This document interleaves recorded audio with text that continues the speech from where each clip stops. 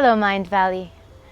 In this cover letter, I don't want to tell you too much about my qualifications, about the master's degrees I got from Columbia, the London School of Economics, and Oxford, or even about my working experience as an international media and communications officer at the office of Her Majesty Queen Rania.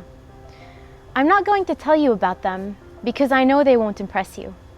To be honest, I wasn't impressed either. There came a time where I realized I had to live in my truth. One day, I was walking down the hall at the office, and I was singing a song, "What a Wonderful World," coming from a place of true celebration of life. And as soon as I reached my office, I got a call from my boss. "Madiha, yes? Do you want a microphone with that?" And that was a eureka moment, because my answer was, heck, yes, I want a microphone. And there I was, my authentic self clashing with the system.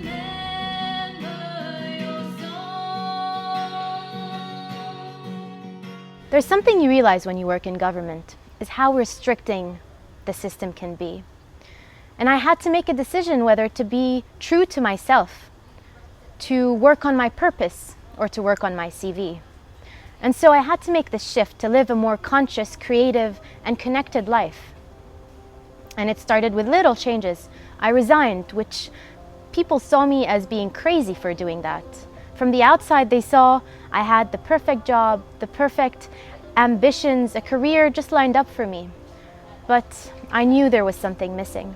And I began to travel, and I began to draw and to write, and completed my first poetry collection called The Lightworkers of Amman, and to work on self-development and a teacher yoga training in Bali.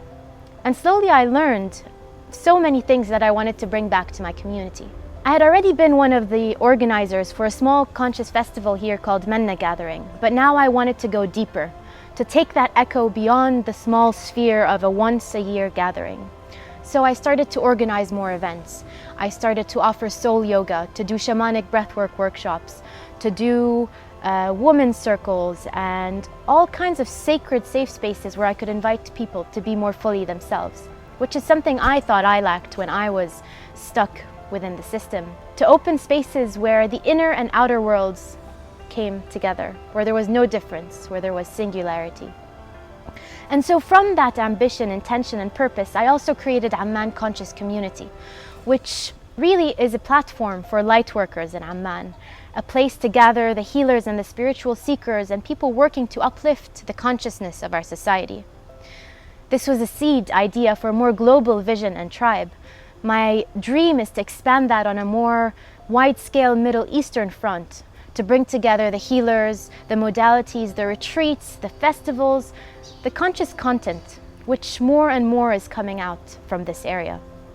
And so I really believe that the seeding of conscious communities worldwide is the beginning of a global involution, not a revolution, but an involution in which we work to build the world from the inside out, in which we show up to work as a sacred offering of our most deepest self, as art, as expression, as an invitation of freedom for others.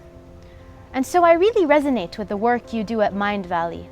Your dreams and your direction are an exact fit for the values I believe in, for taking the old system, breaking it down to create something true and new and real. A space in which everybody is welcome exactly as they are, in which the inner and the outer selves are the same.